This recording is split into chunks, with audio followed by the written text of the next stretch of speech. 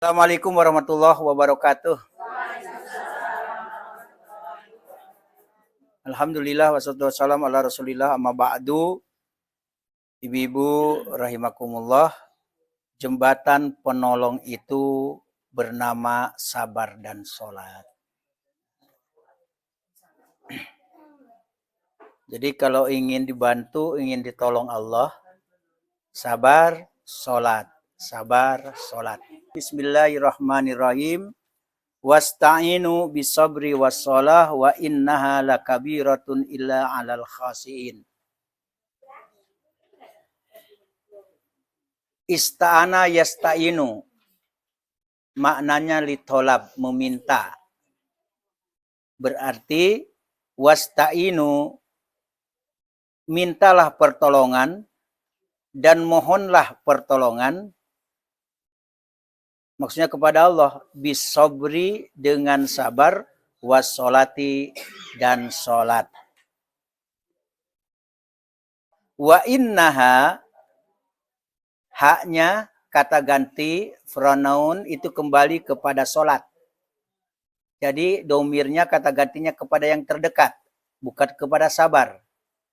Berarti wasta'inu bisabri wassolah, dan mohonlah pertolongan kepada Allah dengan sabar dan sholat. Wa inna, dan sholat tersebut, nah itu, dan sholat itu lakabiratun, lihat lamnya barisnya di atas menunjukkan benar sebagai taukid.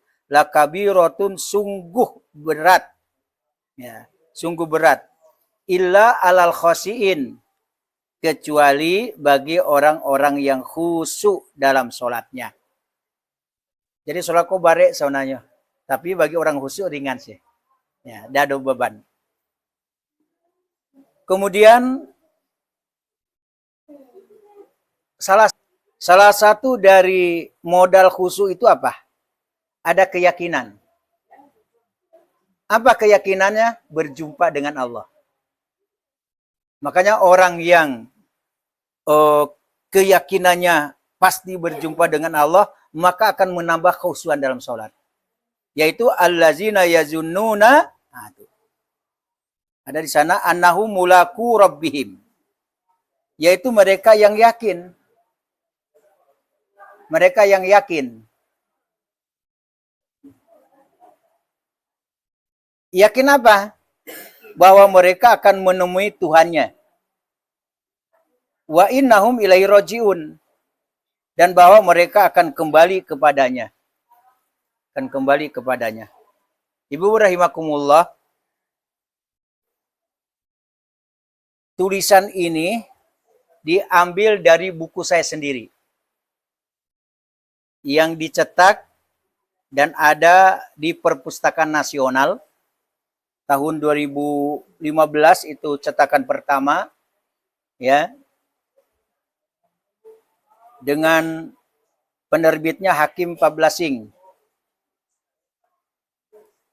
Editornya adalah Abdul Hakim El-Hamidi. Nah, di dalam buku ini jumlahnya sekian ratus halaman, 100 lebih, 140 halaman lah. Kita baru meringkaskan prolognya, pembukaannya. Ibu rahimakumullah, Ibnu Katsir menjelaskan, yaitu satu prinsip dan kaidah dalam memahami Al-Quran, berdasarkan ayat ini bahwa, meskipun ayat ini bersifat khusus ditujukan kepada Bani Israel, ya, karena konteks ayat sebelum dan sesudahnya ditujukan kepada mereka. Namun secara esensi, pada dasarnya, pada pokoknya, ya, itu bisa berlaku umum, ditujukan kepada siapa saja setelah Bani Israel. Bahkan setiap ayat Al-Quran, langsung atau tidak langsung, sesungguhnya lebih diarahkan kepada orang-orang yang beriman. Makanya ayat ini sebelumnya itu ada kata-kata orang beriman. Ya, hai orang-orang yang beriman, gitu. Hai orang-orang yang beriman, mintalah, mohonlah pertolongan kepada Allah dengan sabar dan sholat. Jadi ayat sebelumnya. Berarti biarpun ini turun kepada Bani Israel, tetapi ya pelajaran isi itu adalah bersifat umum. Yang penting orang-orang beriman. Karena hanya mereka yang mau. Hanya mereka lah yang siap menerima pelajaran. Mereka lah orang beriman yang mau menerima petunjuk yang ada di dalam kitab Allah Al-Quran. Maka peristiwa ini diceritakan oleh Allah tentang Bani Israel yang terkandung di dalamnya perintah agar orang-orang yang beriman mengambil pelajaran dari peristiwa yang dialami mereka. Ya, peristiwa yang dialami mereka. Itu ada ungkapan, ya, kalau belajar kita ada usul fikih, belajar ada ulumul Quran, ungkapan al-ibratu bi umumil lafzi la bi khususis sababi. Itu bacanya karena enggak babaris enak. Nah, dikasih baris. Al-ibratu bi umumil lafzi la bi khususis sabab. Yang harus dijadikan dasar pedoman dalam memahami Al-Quran adalah umumnya lafaz. Umumnya lafaz, bukan sebabnya ya turun, bukan peristiwa yang melatar belakanginya. Jadi yang diambil pelajaran apa? Sifatnya umum. Asalkan orang beriman, baik dari Bani Israel maupun sampai umat akhir zaman, berarti kena ayat ini. Jadi bukan terkhusus bagi mereka Bani Israel, tetapi bersifat umum sampai kepada kita. Kesimpulannya apa? Kalau ingin ditolong dibantu oleh Allah, maka sabar dan sholat yang harus kita lakukan. Ini dahsyat ini dahsyat. Ya, kalau judulnya buku ini tersebutnya Maha Dahsyat Sabar dan Sholat, itu judul bukunya yang sebenarnya. Maha Dahsyat Sabar dan Sholat. Kalau perlu nanti saya ringkaskan lagi isinya dan saya bawa buku aslinya. Ya. Sudah habis buku ini. Ada sebagian di penerbit. Nah, perintah ayat ini sekaligus merupakan solusi. Apa arti solusi? Jalan keluar. Hebat ya. Apa maksudnya? Solusi agar umat secara kolektif, apa arti kolektif? Bersama-sama dalam jumlah yang cukup banyak bisa mengatasi dengan baik segala kesulitan dan problematika yang datang silih berganti. Kan iya ya. Nanti berisiko wajah-wajah yang punya masalah saja ya. Ya. Tapi ketika pengajian ini di SL Darul Quran senyum. Berarti masalahnya mulai hilang. Iya, alhamdulillah. Tidak ada yang tidak punya masalah. Ya, tidak ada yang punya masalah. Ya. Pasti ada masalah. Cuman berbeda-beda saja masalahnya. Ujiannya berbeda, cobaannya berbeda. Ya, berbeda. Tidak ada lain-lain masalahnya. Oh, sakitnya sama. Sakitnya di mana? Sakitnya kok di sini, ya Allah. Ini modern ini. Ini lansia milenial namanya. Lansia milenial ya. Sehingga melalui ayat ini Allah memerintahkan agar kita memohon pertolongan kepada Allah dengan senantiasa ya mengedepankan sikap sabar dan sholat. Makanya Rasulullah kalau ada masalah itu sholat 2 rakaat itu Rasulullah. Sholat apa namanya? Ya mutlak aja sholat. Ya, Bani ambo sholat dek banyak masalah tidak terpecahkan. Ya, lillahi ta'ala 2 rakaat. Allahu Akbar. Begitu. Boleh. Hah? Waktunya sembarang saja. Ya. Niatnya berniat sholat 2 rakaat karena banyak masalah, karena Allah Ta'ala. Allahu Akbar. Nah, gitu. Hah? Kamu disebutkan silahkan. Ya, tergantung. Ya. Ya.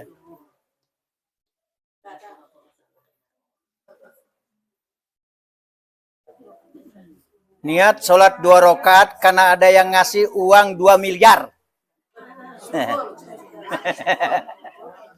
Bukan sholat tapi sujud syukur. Sujud kali itu bukan sholat syukur. Sujud syukur. Ya, sujud syukur. Ya. Waalaikumsalam. Dari Singgalang tibo ya. Hujan. Ya Allah. Malu awak nandake ko di beliau. Jadi berjalan di salah-salah hujan.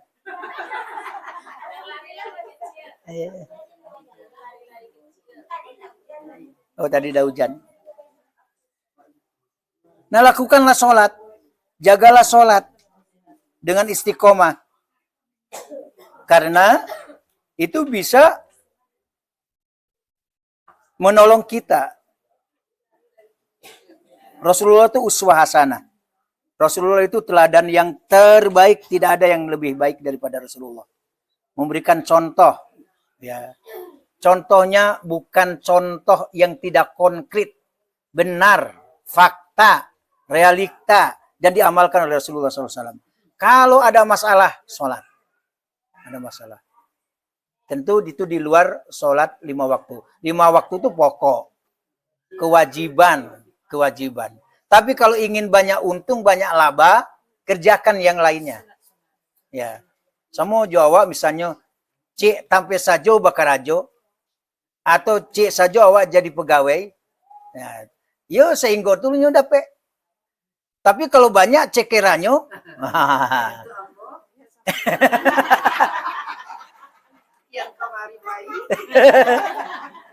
Insya Allah, Insya Allah, ya, gitu, luar biasa, pintar-pintar kalau di sini, pintar-pintar kalau di sini, makanya harus hati-hati mengecek, iya. Dalam sebuah hadis diriwayatkan oleh Imam Ahmad dijelaskan bahwa sesungguhnya Rasulullah SAW apabila menghadapi suatu persoalan berat, nih yang tadi berarti ya, persoalan berat, beliau segera mengerjakan sholat. Dia mengerjakan sholat. Huzaifah bin Yaman menuturkan, pada malam berlangsungnya perang Ahzab, saya menemui Rasulullah SAW sementara beliau sedang sholat. Seraya menutup tubuhnya dengan jubah. Bila beliau menghadapi persoalan berat, maka beliau mengerjakan sholat. Bahkan Ali bin Abi Thalib menuturkan ya, keadaan Rasulullah SAW pada perang Badar juga. Pada malam berlangsungnya perang Badar, semua kami tertidur kecuali Rasulullah SAW. Beliau sholat dan berdoa sampai pagi. Oh, baru pulang jalan-jalan. Libur Ustaz.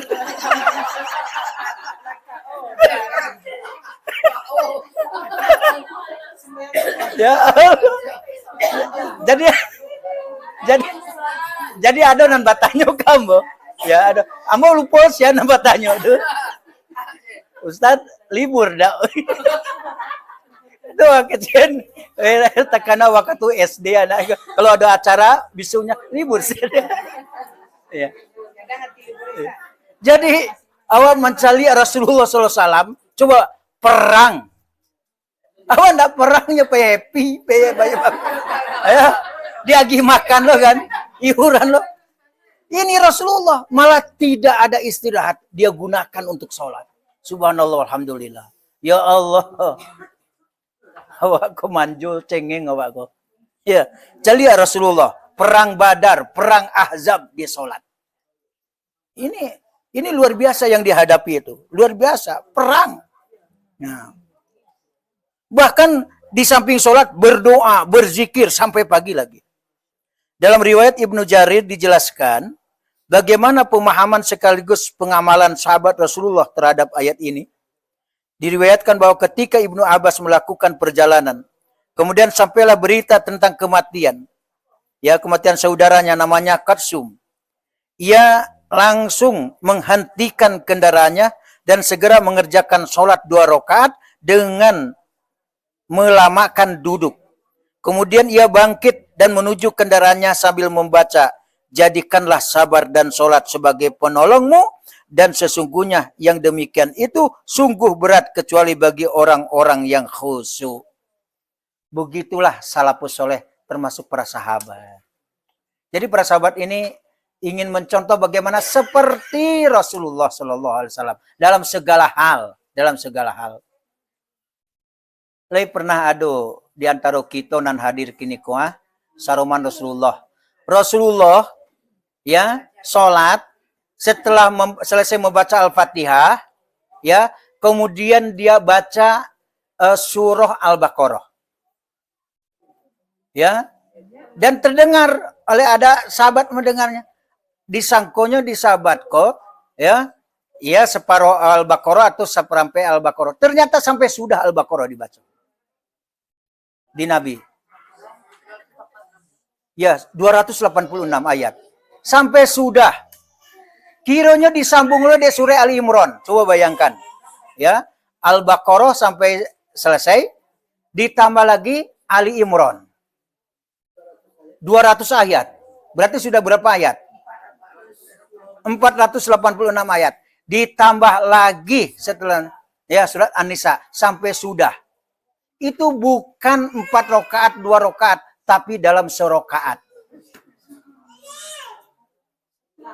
Iya. Iko imam baru membaca amma yatasalun aja lah.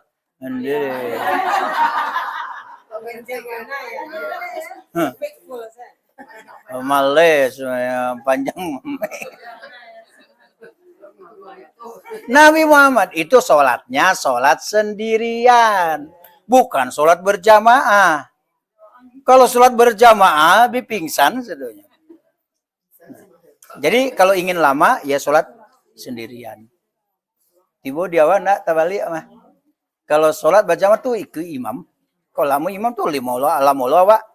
Dan kalau surang mana capek sudah kan?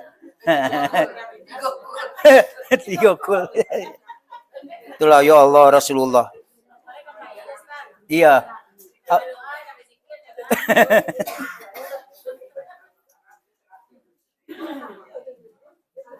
Secara khusus untuk orang-orang yang beriman, perintah menjadikan sabar dan sholat sebagai penolong ditempatkan dalam rangkaian perintah zikir dan syukur.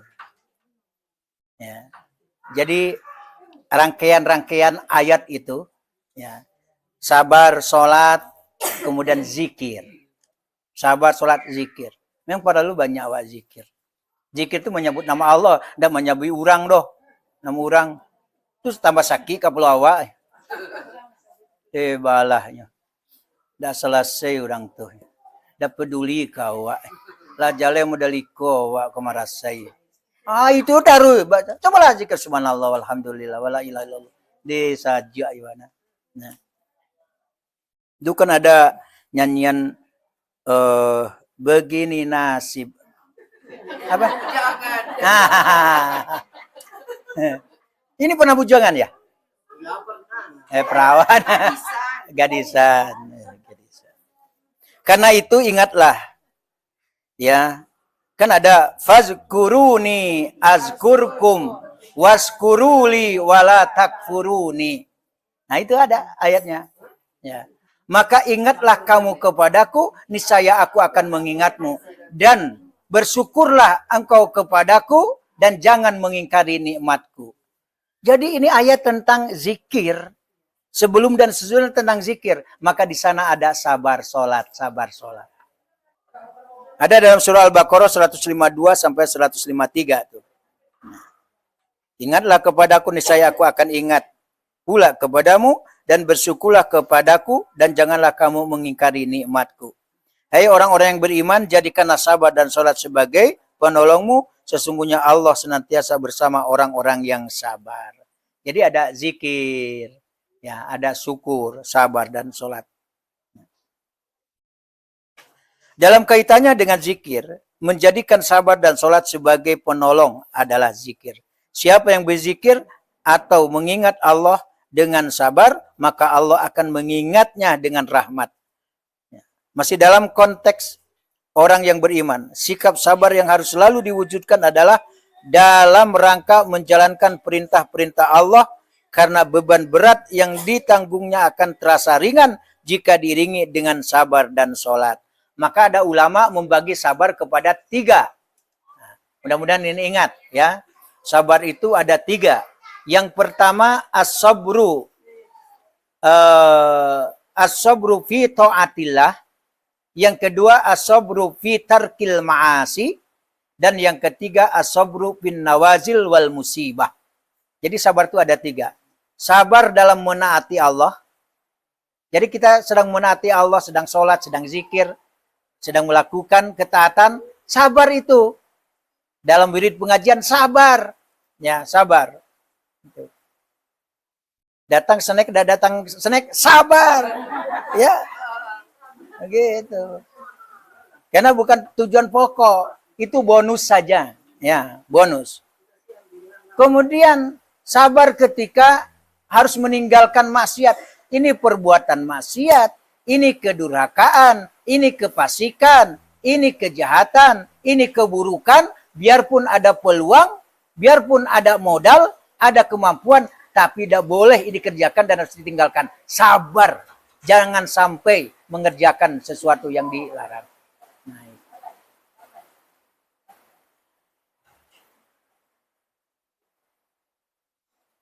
kemudian yang ketiga as-sabru fin nawazil wal musibah. Sabar ketika ditimpa musibah.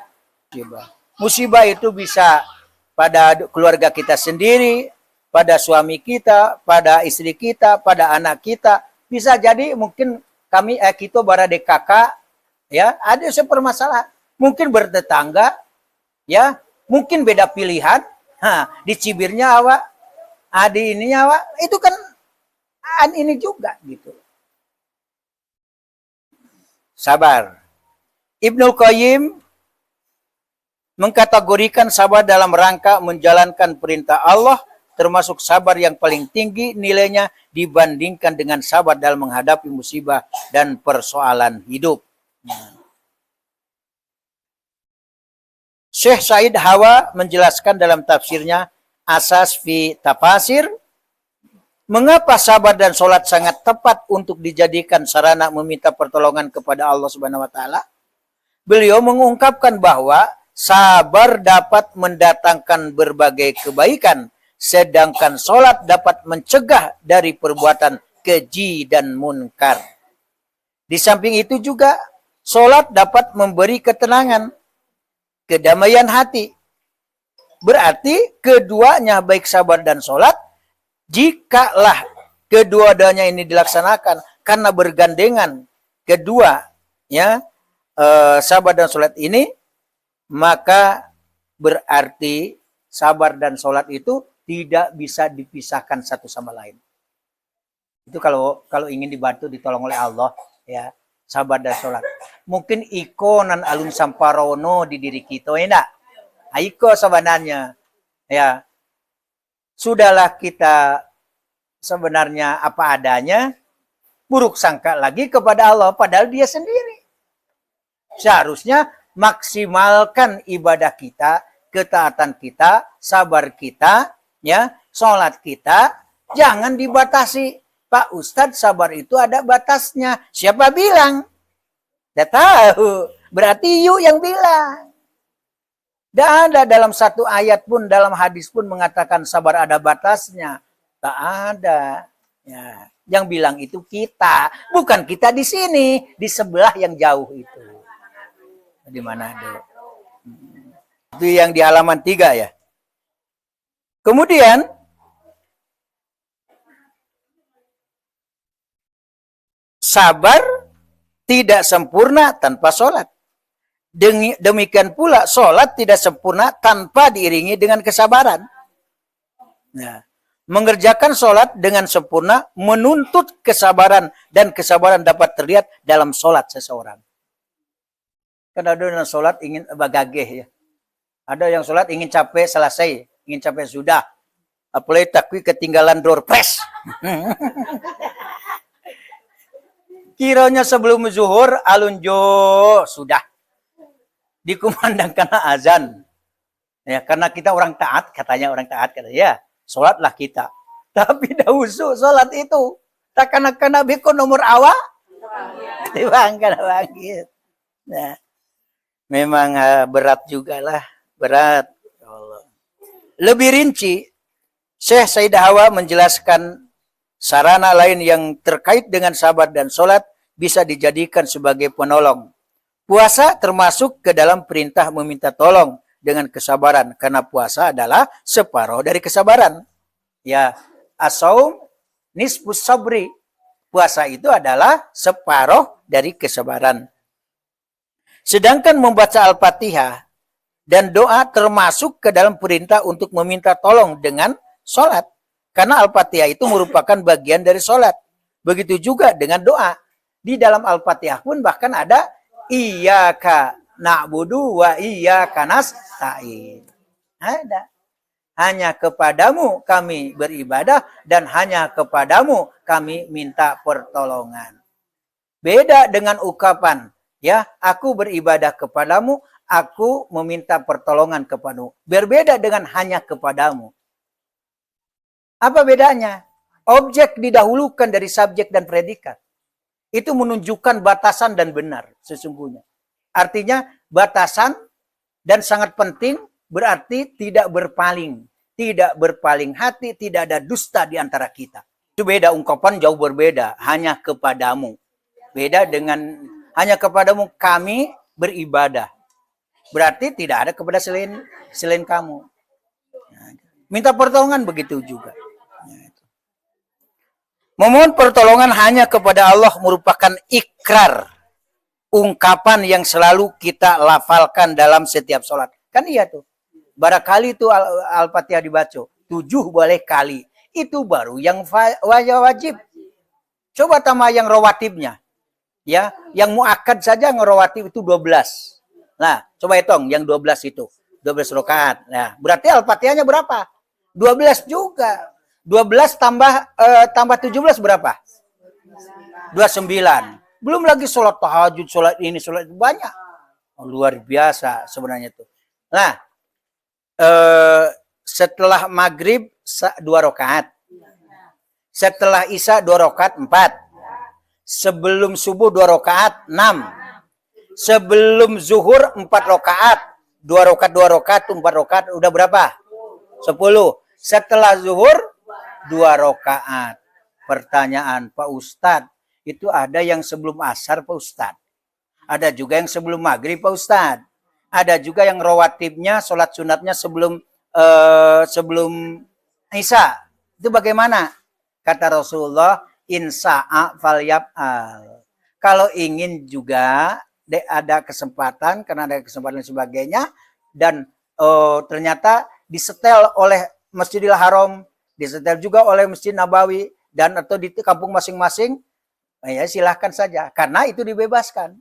Ya, dibebaskan. Kalau mau kerjakan, kalau tidak tinggalkan. Artinya tidak usah dikerjakan. Itu yang sebelum asar, sebelum maghrib, dan sebelum isya. Tapi yang muakkad, yang dikuatkan dan ditegaskan, itu adalah yang 12 tadi. Yang 12 tadi. Maka jangan disalahkan. Makanya sembahyang, dah dulu sembahyang gitu tuh. Dia ada punya dalil. Hah? Iya, goiru muakkad tuh yang seperti sholat sunat yang termasuk rawatibnya include, rawatib yang tadi itu goiru muakkad. Tidak begitu ditekankan dan dikuatkan. Nah, sholat duha, hadis-hadisnya tuh banyak juga yang doif. Tetapi tetap dikerjakan. Kenapa? Yasudu ba'duhu ba'don. Satu sama lain saling menguatkan. Maka tetap dikerjakan sholat duha itu. Dan keutamanya banyak. Nah, gitu. Jadi kuat jadinya. Nah, kemudian ya sholat tahajud itu sudah jelas Al-Quran malah. Wa minal laili fatahajjad bihi nafilatan lak asa ayyab asaka rabbuka maqaman mahmuda. Jadi kalau ingin sampai ke puncak derajat kemuliaan terpuji seorang hamba, maka dari sebagian malam lakukanlah sholat tahajud. Sholat tahajud. Di halaman 4 ya. Iya karena budu wa iya karena stain yang kita dibahas itu hanya kepadamu kami beribadah dan hanya kepadamu kami mohon pertolongan. Jadi ada takdimul amil alal ma'mul. Ya, ada lagi ungkapan takdimul maf'ul alal fa'il yufidul hasri wal ihtimam. Mendahulukan amil daripada ma'mul, mendahulukan maf'ul objek daripada subjek, itu menunjukkan suatu batasan, ya, dan sangat urgen, sangat penting. Berarti mendahulukan iyaka. Kalau susunan yang normalnya na'budu iyaka wa nasta'in iyaka. Itu susunan normal. SPOK kalau kita belajar itu, subjek predikat objek. Sekarang objeknya yang didahulukan. Iyaka itu objek didahulukan. Baru subjek dan predikatnya. Maka menurut kaidah bahasa Arab, ini menunjukkan sesuatu yang sangat urgen dan ini batasan. Hanya, nah itu maksudnya, hanya kepadamu. Ya. Only kalau bahasa Inggrisnya ya. Hanya. Nah, gitu. Nah, itu berarti itu hikmah di balik rahasia maf'ul atau objek didahulukan. Berarti tidak kepada selain Allah. Agar permohonan kita diterima oleh Allah, tentu harus mengikuti tuntunan dan petunjuknya. Salah satunya dari petunjuknya dalam memohon pertolongan adalah dengan senantiasa bersikap sabar dan memperkuat hubungan yang baik dengan Allah Subhanahu wa taala dengan menjaga sholat yang berkualitas. Bukan sekedar kuantitas jumlahnya sekian rakaat, tapi berkualitas. Sholat itu. Iko ndak sholat coto ayam istilahnya. Enak.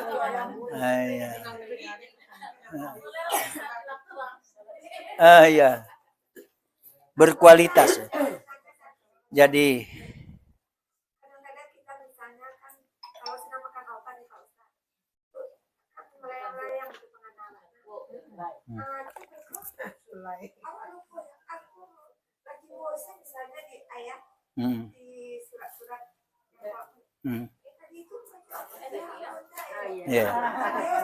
Ya.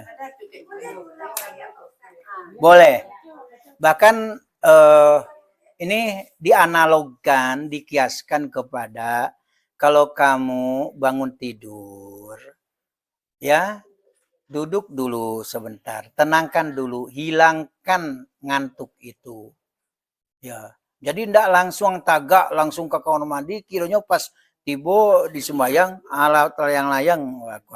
Nah, sedangkan kata Rasulullah disarankan janganlah kamu lakukan itu. Berarti sama kita baru minum B, ya disadarkan dulu, dipulihkan betul lah. Biarlah bukan masalah kita, bukan sengaja unsur kesengajaan melambatkan, bukan. Karena ada sesuatu hal. Maka ada istilah hal hukmu yaduru alal ilah. Hukum terjadi dan ada karena ada alasan. Karena ada sebab. Itu boleh. Nah, bangkai innama hurrimat alaikumul maitah. Diharamkan bagi kalian bangkai.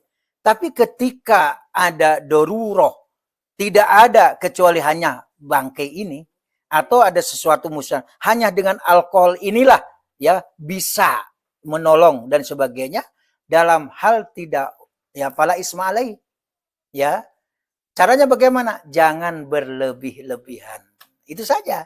Ya, berlebihan. Contoh, itu bidan-bidan bagi yang melahirkan tuh pakai biusnya termasuk ada alkoholnya untuk mengurangi rasa sakit dalam kadar yang bisa ditolerir. Itu tak mengapa gitu. Jadi yang seperti itu diinikan dulu, ditenangkan dulu. Terkadang kan iya sedang makan obat kan gitu.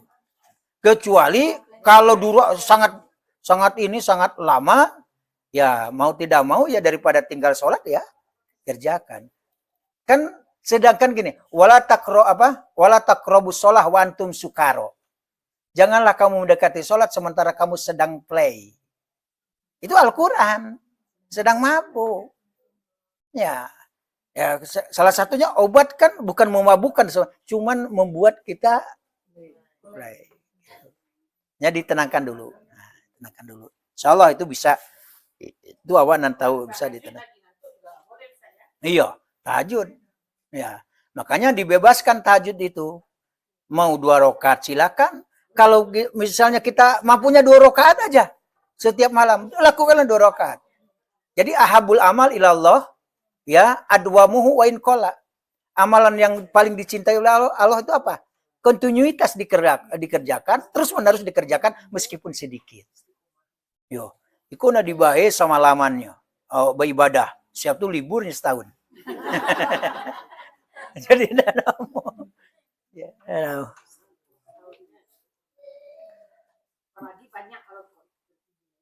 iya, luar biasa itu. Iya. Sudah mendekati, mungkin nanti berdampingan dengan Nabi ini. Ya Allah. Sedangkan berdampingan dengan calon saja sudah gembira dan bahagia. Masa dengan Rasulullah ini segala-galanya uswah hasanah, tidak gembira, makanya semangat. Ya kita ingin berdampingan dengan Rasulullah SAW. Ya gitu.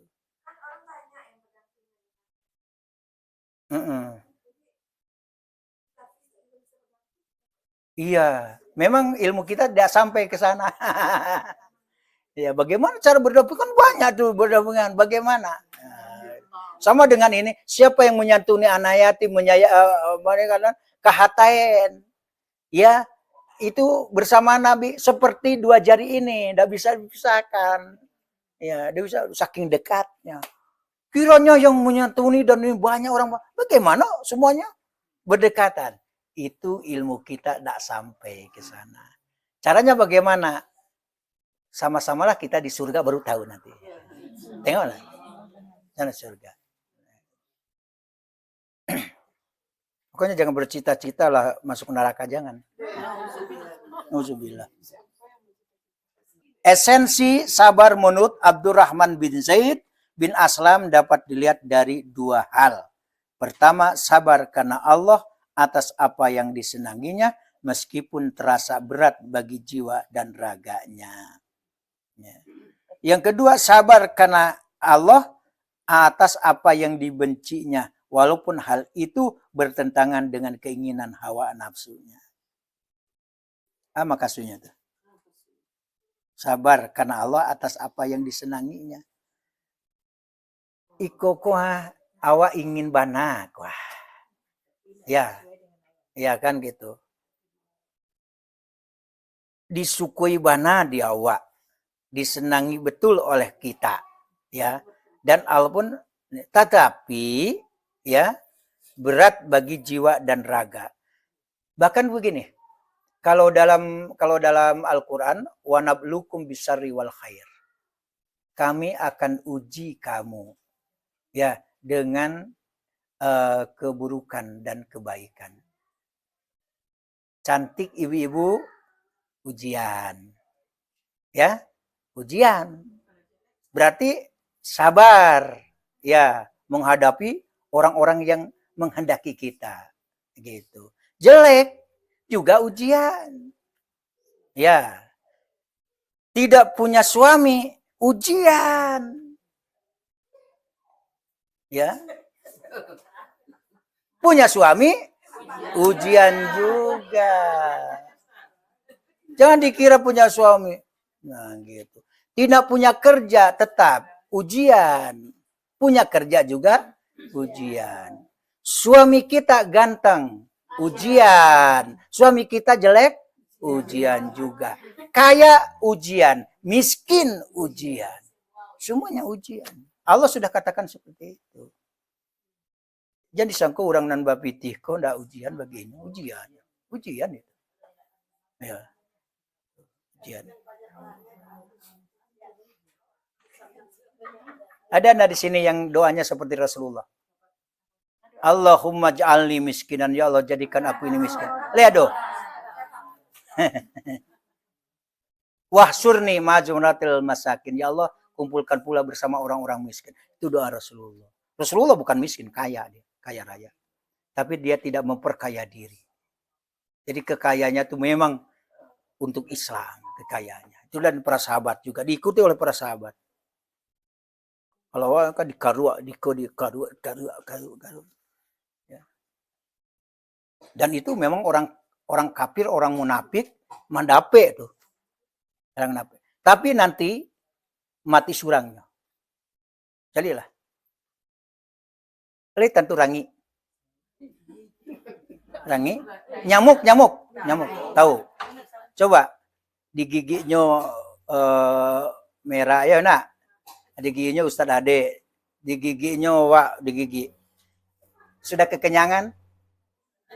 Mati. Seperti itu gambaran orang kafir itu. Dia bagaimana mendapatkan? Banyak dapatkan. Dari siko. Makan, bersenang-senang. Ya kan? Orang miskin beri nasi 7.000, 8.000 satu porsi. Dia kalau bisa yang 200.000 satu porsi. Tuahnya itu, gayanya itu. Nah, dia bersenang-senang kayak kasudahnya mati jo seperti nyamuk tadi. Itu diibaratkan oleh orang terdahulu. Mati kekenyangan.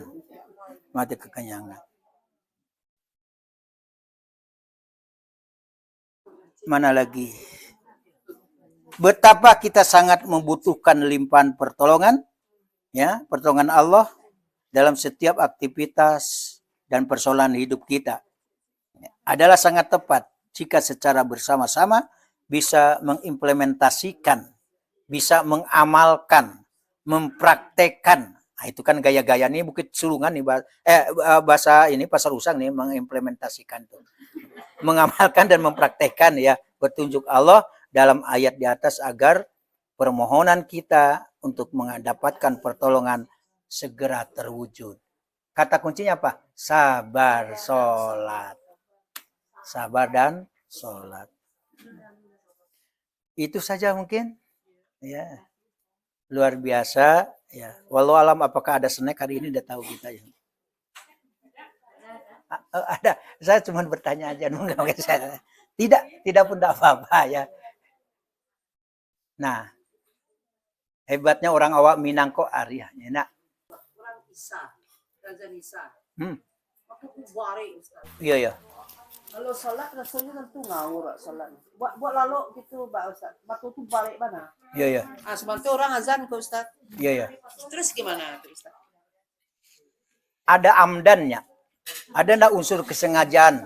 Enggak. Pokoknya saya tidur. Ya. Maghrib. Maghrib sudah ini tuh matu ngantuk. Ngantuk betul. Terus Isa datang Ustaz. Di kalau lanjut Isa soalnya bekuat tapi kadang rakaatnya ya ininya. Dia buat lalu Ustaz. Akhirnya terbangun jam 10 malam gitu loh Ustaz. Baru sholat Isa. Kalau itu ngajak dipilih sholat apa tidur gitu loh Ustaz. Kan azan kok Ustaz. Ya pilih ya sholat. Pilih sholat. Kecuali kalau sudah tidak bisa ditolerir lagi. Niatkan ya Allah mudah-mudahan cepat bangun saya. Sekarang ini tidak sanggup saya berdiri, tidak sanggup saya mengerjakan sholat. Malah tidak konsentrasi dan sebagainya. Nah itu.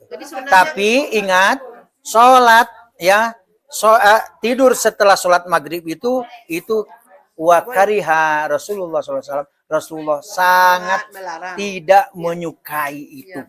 Makanya saya bilang katakan ada unsur kesengajaan. Kalau tidak masih masih dimaafkan. Karena kondisi. Olah tua ya. Oh gitu ya.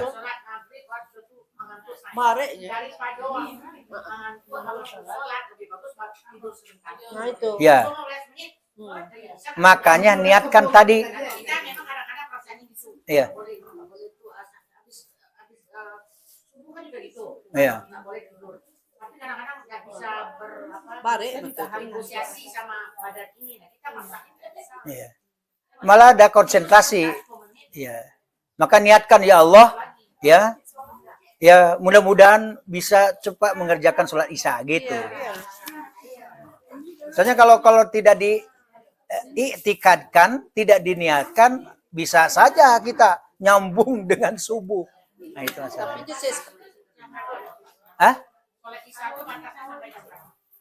Kalau sholat Isya yang ya meskipun batasnya adalah subuh, tapi setelah sholat jam 00 itu adalah wakariha. Itu sangat dibenci.